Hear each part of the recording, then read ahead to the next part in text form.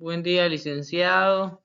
Soy el estudiante Isaí Eberto Antonio Figueroa Castillo de la sección B del curso de Derecho Civil 2 de Universidad Mariano Galvez, sede Mazatenango. Mi carnet es 0508-24-1976 de la licenciatura en Ciencias Jurídicas y Sociales.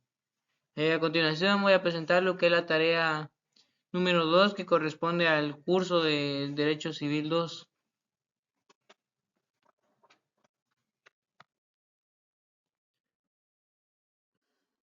Bueno, pues para poder explicar el tema que corresponde a la tarea número 2, es muy importante primero empezar, ¿verdad?, por los antecedentes de cómo surge este tema que serían los derechos reales de mero goce.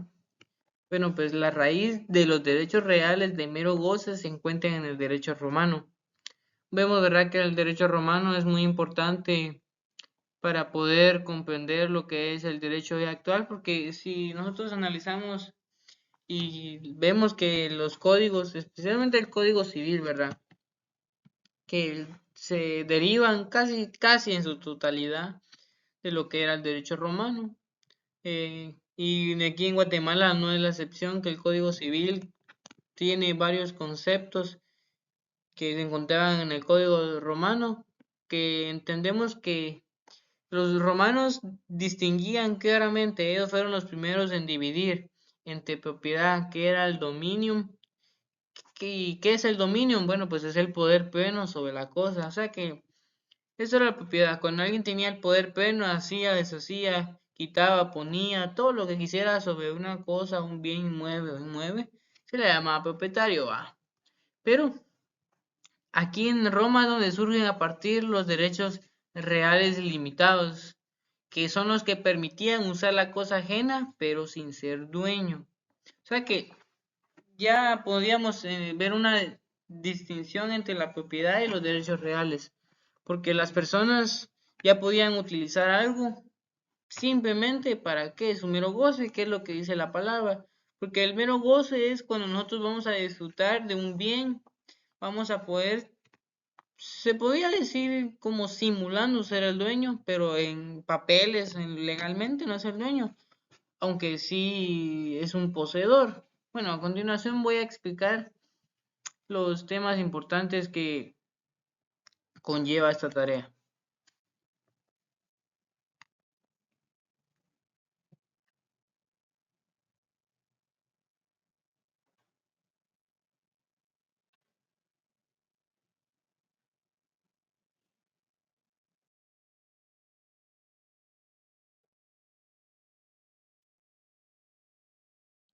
Bueno, pues ahora una definición un poco más avanzada, una definición mejor, podemos entender que son aquellos derechos que permiten a su titular el goce. O sea, ¿cómo se le llama a una persona que posee estos derechos? Bueno, le vamos a llamar el gozante, porque es el que va a gozar de todo. Bueno, pues estos derechos reales permiten utilizar y percibir los frutos o rendimientos de un bien ajeno. Implican la desmembración del dominio. El propietario conserva la nuda propiedad. ¿Qué es la nuda propiedad o qué entendemos como nuda propiedad? Es la facultad de disponer en su totalidad completamente como propietario, mientras que el gozante tiene el jus utendi. Bueno, pues ¿qué es el jus utendi? El jus utendi es el uso, simple uso, o sea, podemos usar. Y también puede poseer la persona que es el gozante, también puede utilizar lo que sería el use friendly, que es el fruto. El fruto, vemos que ya existen varios tipos de fruto, ¿verdad? Existen frutos económicos, frutos materiales, existen frutos naturales que puede adquirir una propiedad. En este caso, el gozante también puede disponer, bueno, disponer no, puede hacer uso del fruto que posee.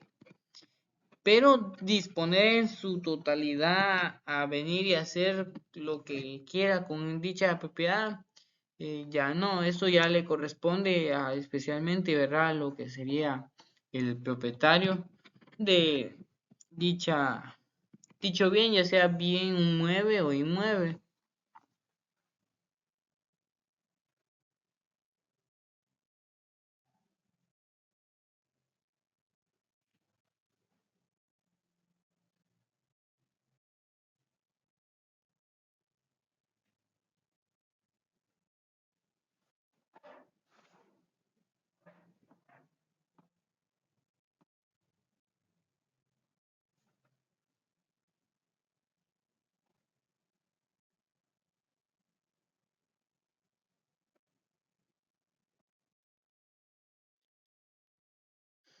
Bueno, pues entre esos derechos limitados surgieron los que hoy conocemos como derechos reales de mero goce.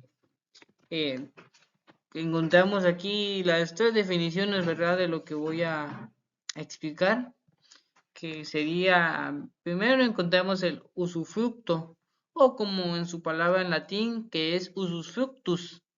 Pero, ¿qué es esto? Bueno, podemos entender que el usufructo es el derecho de usar una cosa y percibir sus frutos sin alterar su sustancia. La misma palabra, ¿verdad?, nos viene aquí a explicar que usufructo es cuando una persona pues percibe los frutos de un bien mueve o inmueve, pero ¿por qué dice que no va a alterar su sustancia? Porque no va a alterar el título que posee el propietario, sino que va a gozar de las cosas que tiene, pero sin embargo le sigue perteneciendo a la misma persona, ¿verdad? Al quien se hizo acreedor de dicho título legal como único propietario. Después encontramos lo que sería uso y habitación. Bueno, aquí el uso y habitación ya son formas, en su definición serían formas más restringidas del usufructo. ¿Por qué? Porque ya en el uso y en la habitación, si fuera un terreno, por ejemplo, ya solo se estaría utilizando, no se podría gozar de lo que los frutos que ese terreno diera. O si fuera una casa y dicha casa tuviera algún terreno, no se puede gozar de los frutos porque estos ya le correspondían al propietario. Por eso aquí existe una definición existen tres temas, ¿verdad? Los derechos de mero goce se dividen en tres subtemas, que el usufructo es cuando se goza de los frutos, el uso y habitación es la forma restringida porque solo se está usando o se está habitando, en este caso fuera una casa, ¿verdad? Y en tercer lugar encontramos que lo que serían las servidumbres. Bueno, pero ¿qué es una servidumbre? Pues son derechos que imponen una carga o limitación sobre un inmueble en beneficio de otro. O sea que la servidumbre encontramos lo que sería servidumbre de paso, servidumbre de acueducto, servidumbre de energía. ¿Por qué? Porque la servidumbre se va a imponer encima. Bueno, pues ya es lo que entendemos que la servidumbre se le coloca, ¿verdad?, a un bien inmueble en beneficiar de otro. Por ejemplo, la servidumbre de paso es cuando a un terreno de una persona cede su servidumbre o da una servidumbre para que otras personas que son propietarios puedan tener un acceso, ¿verdad? Ya sea acceso o salida de su terreno. Eso sería lo que es una servidumbre de paso.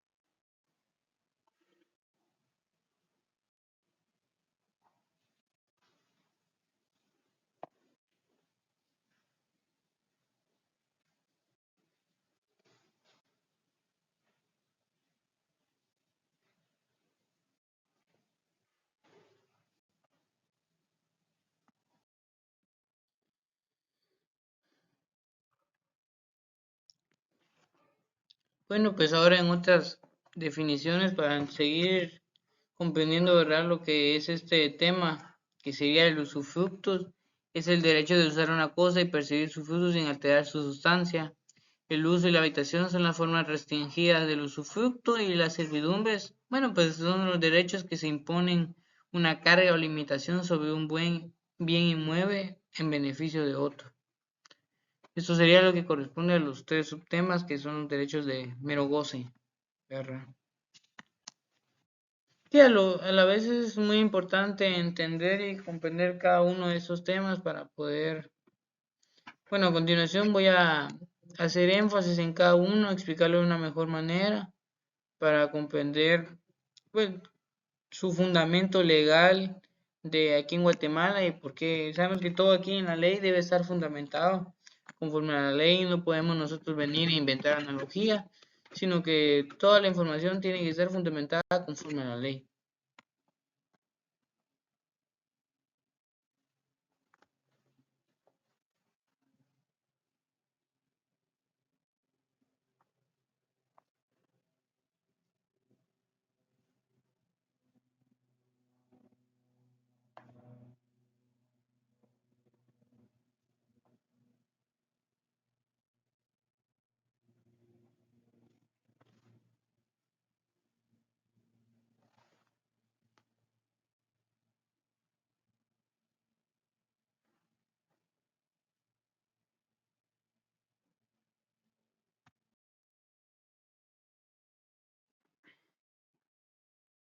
Bueno, pues ahora como primer tema explicado sería lo que es el usufructo. Y si podemos ver aquí la imagen, ¿verdad? Que hace una simulación a que alguien está entregando una llave de una casa, que sería lo que cuando se le entrega a alguien una habitación, por ejemplo, una casa, un terreno para usufructo, a esa persona se le pasa a llamar usufructuario, ¿verdad? A continuación voy a explicar conforme a los artículos del Código Civil cada tema de esta tarea.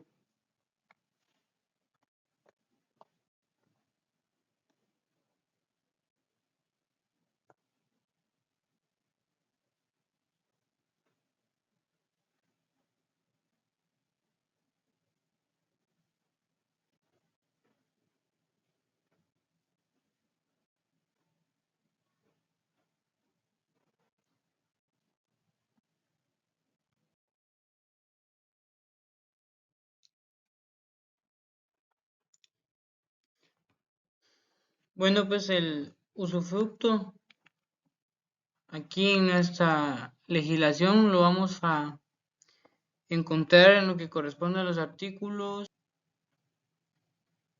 del 703 al 744 del Código Civil, que para simplificar este tema, si nosotros leemos el Código Civil, ¿verdad? Corresponde a lo que sería el título 3, usufructo, uso y habitación, que sería capítulo 1, derechos y obligaciones del usufructo.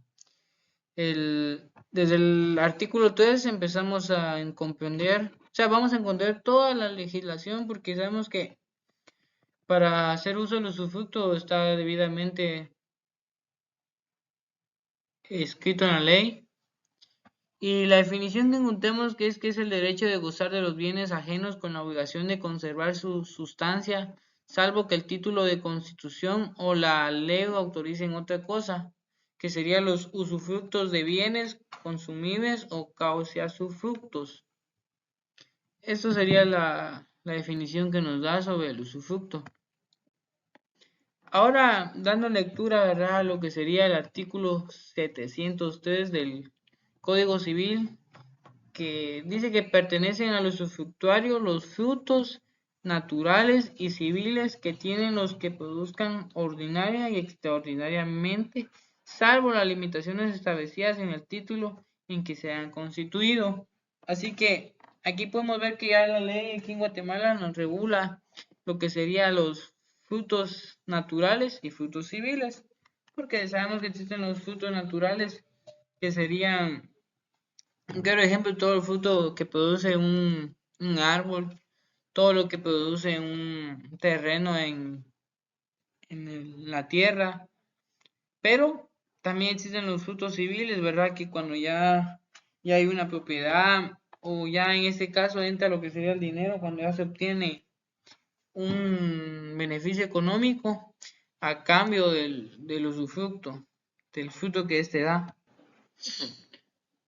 Ahora otro artículo muy importante, porque para constituir este usufructo, el artículo 704 dice la forma de constitución. El usufructo se constituye por contrato o por acto de última voluntad. ¿Qué quiere decir que el usufructo se constituye por contrato? Bueno, pues que si nosotros vamos a dar o recibir un bien inmueble en usufructo, debe estar debidamente escrito. Debe existir un contrato, un fundamento legal tanto para el propietario como al usufructuario, ¿verdad? Que va a recibir la cosa. O como encontramos en lo último que dice que es como última voluntad. Que la última voluntad es lo que corresponde cuando una persona ya deja un testamento, digamos, o para dejarle a alguien como usufructuario. Estos son dos artículos muy importantes, ya que nos establecen lo que serían el usufructo, los beneficios que tiene la persona y cómo se puede constituir, ¿verdad?, el usufructo.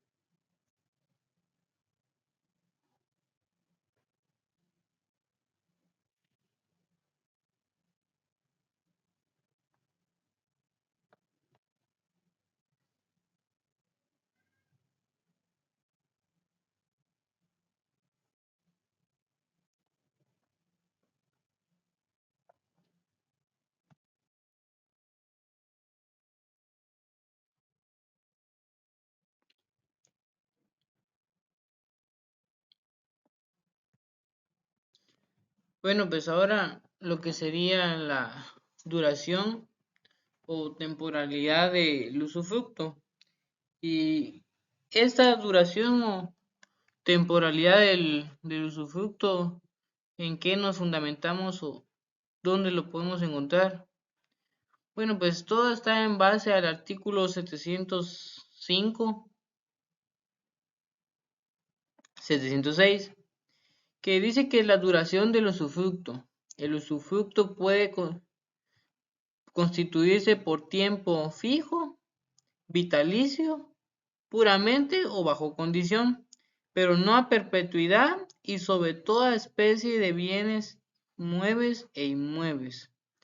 O sea que este puede ser por un tiempo fijo, 1 año, 2 años, 3 años, vitalicio, puramente o bajo condición, ya sea que sea usufructo completo en su totalidad o bajo condición, porque existen las cláusulas en los contratos ya al momento de dejar un usufructo puede existir una cláusula que limite algún derecho sobre el usufructuario o que el usufructuario pueda tener. Además que dice que no debe ser a perpetuidad, o sea que el usufructo no puede ser para toda la vida, no puede pasarse toda la vida, sino que el usufructo tiene un tiempo, o sea, tiene un inicio y tiene un fin, no se puede quedar ahí eternamente, ¿verdad?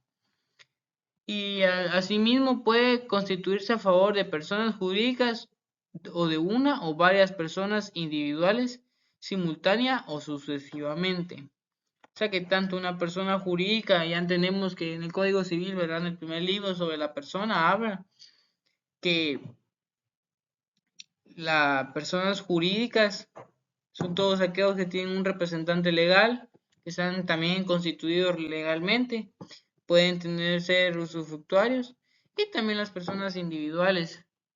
Pero encontramos que aquí en las personas individuales dice que puede ser de una o varias personas individuales simultánea o sucesivamente. O sea que el usufructo tampoco va a ser exclusivamente para una persona, así como en la propiedad. En la propiedad hemos visto que existe un tema, ¿verdad?, que se llama la copropiedad, que es cuando existe una propiedad compartida entre dos o más personas. Por eso aquí ya se le llama copropietarios. En este caso, el usufructo es casi de la misma forma, que puede dársele a una sola persona individual o puede dársele a varias personas. Esto regulado era en el artículo 705. Y dice, y además dice que puede ser simultánea o sucesivamente. O sea que puede ser que sea al mismo tiempo se le va a dar a las 5 personas, un ejemplo, para un terreno para usufructo para una familia, o que sucesivamente primero lo va a tener un año cierta persona de la familia, otro año otra persona, otro año otra y al último año otra. O sea que va simultáneamente, tras uno va otro, pero siempre vemos que comprende un tiempo debido que está establecido en la ley. O sea, no es para toda la vida. Y dice que en caso de disfrute sucesivo, el usufructo solo aprovechará a las personas que existan cuando concluya el derecho del anterior usufructuario. No pueden ser otras personas, ¿verdad? Sino que solo las personas que ya existen cuando el usufructuario estaba. Un tipo de relación se podría decir. Que esto es lo que corresponde a la duración del usufructo, que encontramos que en el artículo 706 dice que el usufructo no puede exceder de 30 años cuando en la constitución del usufructo no se fije tiempo para su duración, se entiende constituido por toda la vida del usufructuario. El usufructo que no sea vitalicio y constituido a favor de personas jurídicas no podrá exceder de 30 años, salvo que se trate de bienes nacionales, en cuyo caso podrá ser por 50 años. O sea, esta es la única condición, ¿verdad? Que no, cuando se le da a una persona jurídica, no se puede entregar un usufructo por más de 30 años.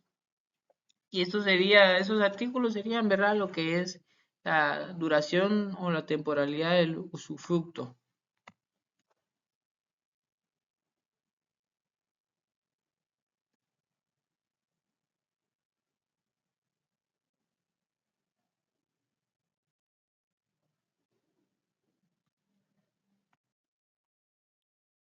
Bueno, ahora voy a explicar lo que sería derechos del usufructuario o la persona que está gozando. Sería percibir todos los frutos naturales, civiles e industriales, gozar de las accesiones y mejoras sin derecho a indemnización al finalizar, transmisibilidad, puede enajenar, ceder o grabar su derecho de usufructo en base al artículo 716 del Código Civil, pero su duración sigue sujeta a la vía del usufructuario original. O sea, estos son derechos que puede hacer uso la persona, ¿verdad?, que tiene un usufructo, que sería la de derecho a las accesiones y mejoras, pero sin derecho a una indemnización al finalizar. Transmisibilidad, o sea que se puede enajenar, se puede dar a otra persona, se puede heredar, y también se puede ceder el derecho de usufructo, pero está sujeto a la persona, la vida de la persona que lo haya recibido. Es lo que sería el usufructo.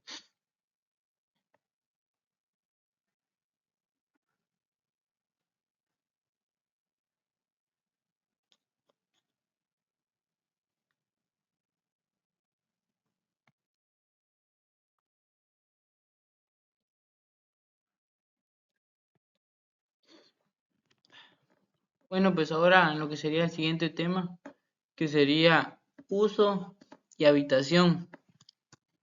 Esto también regulado en el Código Civil, en lo que sería el artículo del artículo 745 al 751, que la cual la naturaleza común de este derecho que también sigue perteneciendo a los derechos de goce, ¿verdad? Sería el uso y la habitación. Bueno, pues en una definición anterior habíamos entendido que el uso y la habitación pues es un derecho casi similar a lo que sería el usufructo, pero con más limitaciones. ¿Por qué? Dice aquí que son derechos personalismos e intransmisibles que se erigen por el título de constitución y subdiariamente por las normas del usufructo. Vamos a ver qué es lo que nos dice la ley.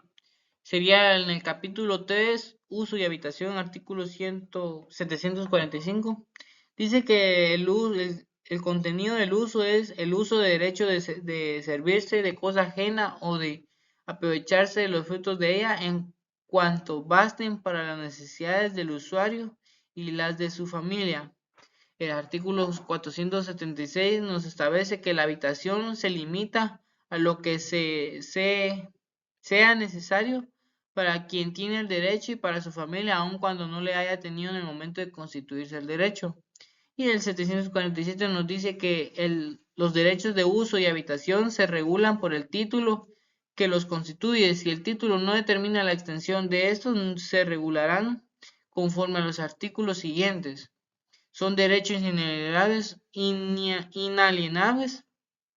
Los derechos de uso y habitación no se pueden enajenar, gravar ni arrendar. Aquí es donde ya vemos una diferencia entre el uso y la habitación. Que estos derechos ya no son transferibles, ya no son heredados, ya no se les puede dar a otra persona. Ya son inalienables, que quiere decir que están vinculados a la persona. A la persona que se le entregó el uso de la habitación es la única que tiene el derecho y no puede cederlo, ni otorgarlo, ni venderlo, ni nada, ¿verdad? Todo esto en el artículo 747, 48. Y también contemos que serían las obligaciones de prestar garantías y de hacer inventarios. Para gozar de los derechos de uso y habitación debe presentarse previamente garantía y hacerse formal inventario y descripción del estado de los inmuebles con citación del propietario. En cuanto a la garantía, las mismas prescripciones que para el usufructo. ¿Qué es la garantía? Bueno, pues aquí en el uso y la habitación es cuando ya se le está entregando a una persona, por ejemplo, una casa para arrendar. Puede pedirse una garantía, ¿verdad? Para saber que se va a guardar el bien inmueble y que no va a sufrir daños.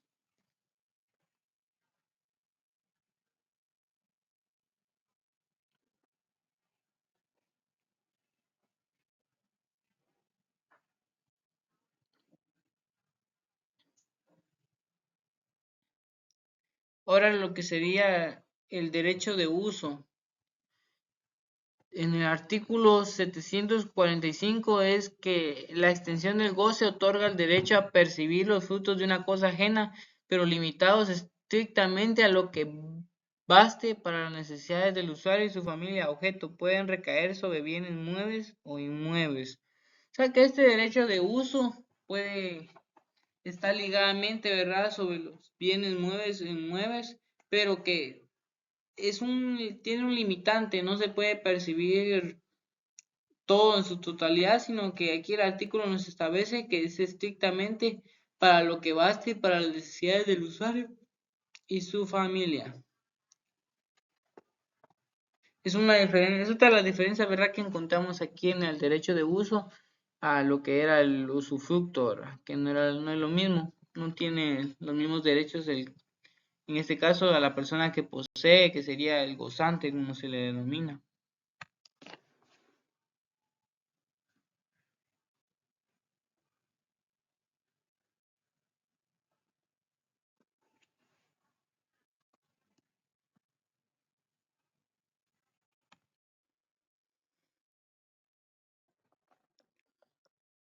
Bueno, pues ahora encontramos lo que sería el derecho de habitación, un artículo 746, que es la extensión del goce, que otorga el derecho de ocupar gratuitamente en una casa ajena las piezas o habitaciones necesarias para él y su familia. Objeto siempre recae sobre una cosa o parte de ella y vuelve formado.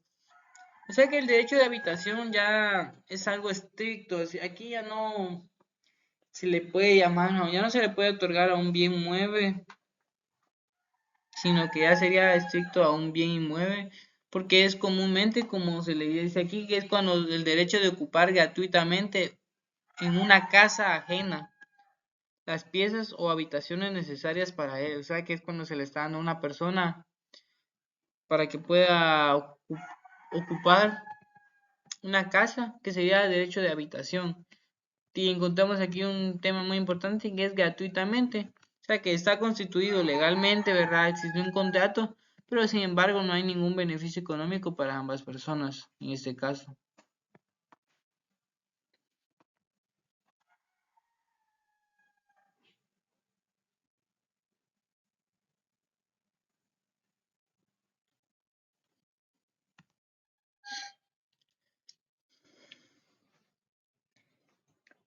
Bueno, pues ahora en el artículo 748 encontramos lo que sería la diferencia clave con el usufructo, que la diferencia clave entre el usufructo y los derechos de uso y habitación reside fundamentalmente en el alcance del disfrute y la transmisibilidad, que quiere decir, el usufructo confiere al titular usufructuario un derecho pleno y amplio para disfrutar del bien ajeno y percibir todos sus frutos, ejemplo, rentas, cosechas, etc., permitiéndole incluso arrendar o ceder su derecho a un tercero.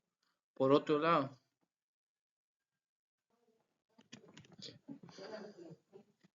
bueno, pues por otro lado, los derechos de uso y habitación son limitados, personales e intransmisibles. El derecho de uso solo permite al titular aprovechar los frutos necesarios para sí y su familia, sin posibilidad de explotación económica, mientras que la habitación se limita estrictamente a la facultad de ocupar las dependencias necesarias de una vivienda ajena para residir. O sea que el uso y la habitación son dos temas que se engloban en sí, ¿verdad? Que el uso es cuando se puede utilizar algo, pero es algo personal. La persona no podía transmitirlo ni arrendarlo, ¿verdad? Como un usufructuario sí puede hacer con una propiedad que se le ha otorgado para usufructo. Ahora bien, la habitación, como lo había explicado antes, se limita especialmente solo para la ocupación de una vivienda, para vivir más que todo. La, lo que sería el derecho de, ¿verdad? De habitación.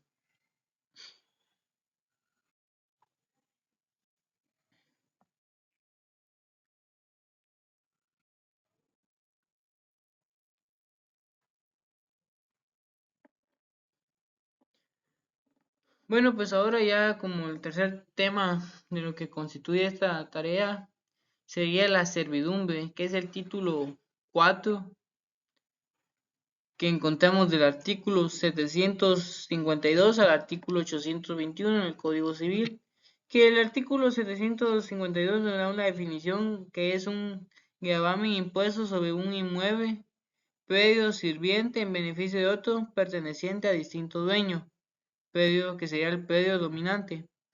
Dice aquí que la servidumbre, sin embargo, el propietario de dos fincas puede agravar una de ellas con servidumbre en beneficio de la otra. El inmueble a cuyo favor está constituida la servidumbre se llama predio dominante, el que la sufre predio sirviente. ¿Por qué servidumbre? Bueno, pues antes, ¿verdad? En Roma, servidumbre se le llamaba a las personas que servían a otras.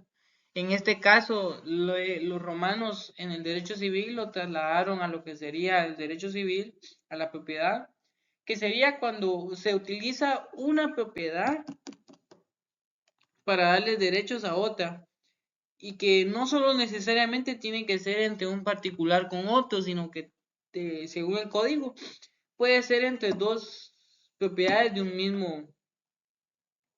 una misma persona, pero En este caso, la servidumbre dice que es un gravamen que se le impone a un bien inmueble. O sea que la servidumbre solo va a ser sobre un bien inmueble. La servidumbre no puede ser sobre un bien inmueble, un objeto, algo, no.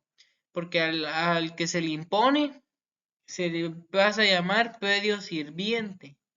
Y el que recibe el beneficio es el otro, o sea, la otra propiedad. Por ejemplo, hay dos propiedades, pero una no tiene acceso a la salida. Se le va a dar una servidumbre de paso, que sería la que está a la par, la que tiene salida a la calle, digamos, la calle principal, sería el predio dominante. Y la que se lo otorga el paso y la que ha cedido parte de su bien inmueble es como predio sirviente, porque va a servir para el otro, ¿verdad? Ahora bien, para poder hacer valer este derecho de goce, que es el artículo 753, dice que la servidumbre consiste en no hacer o en tolerar para que al dueño del predio sirviente pueda exigirse la ejecución de un hecho, es necesario que esté expresamente determinado por la ley o en el acto en que se constituyó la servidumbre. ¿Qué quiere decir? Que una servidumbre es muy distinta a un derecho de habitación, un derecho de goce, un derecho de usufructo, porque esa tiene la particularidad que dice la ley, nos establece que esta puede exigirse la servidumbre cuando el dueño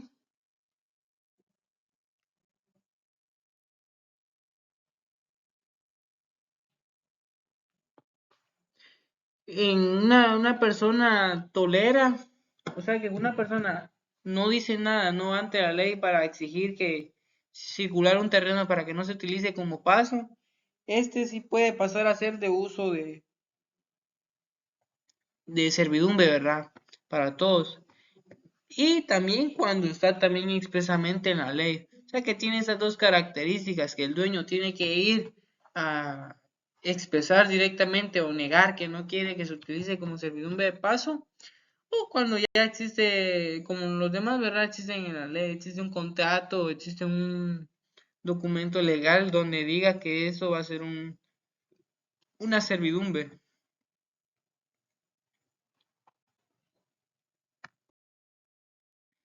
Y las servidumbres, como existen una gran cantidad de servidumbres, o sea, se dividen en varias. Podemos encontrar que existen las servidumbres temporales, derechos de paso, servidumbres de acueducto, existe prohibiciones, servidumbres urbanas, servidumbres de estribo, servidumbres de abrevadero y saca de agua. Pero todas estas servidumbres tienen en común lo que serían los elementos para que sea constituida una servidumbre, que sería el que obtiene la utilidad o beneficio, que sería el predio dominante, y el predio sirviente, que es el que sufre el gravamen, ¿verdad?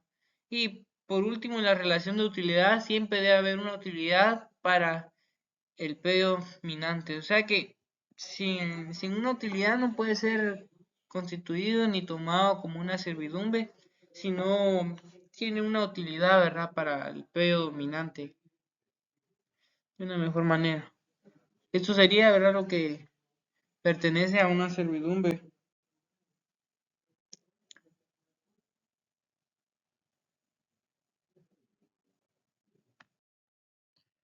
Bueno, pues esto es lo que ha sido la tarea de Derecho Civil 2 para entender los derechos reales de goce de una mejor manera. Lo que sería el usufructo, derechos de uso y de habitación, y por último las servidumbres que existen. Todo esto está regulado en nuestra ley debidamente, donde se puede fundamentar para tener mejor idea, ¿verdad?, de esos temas.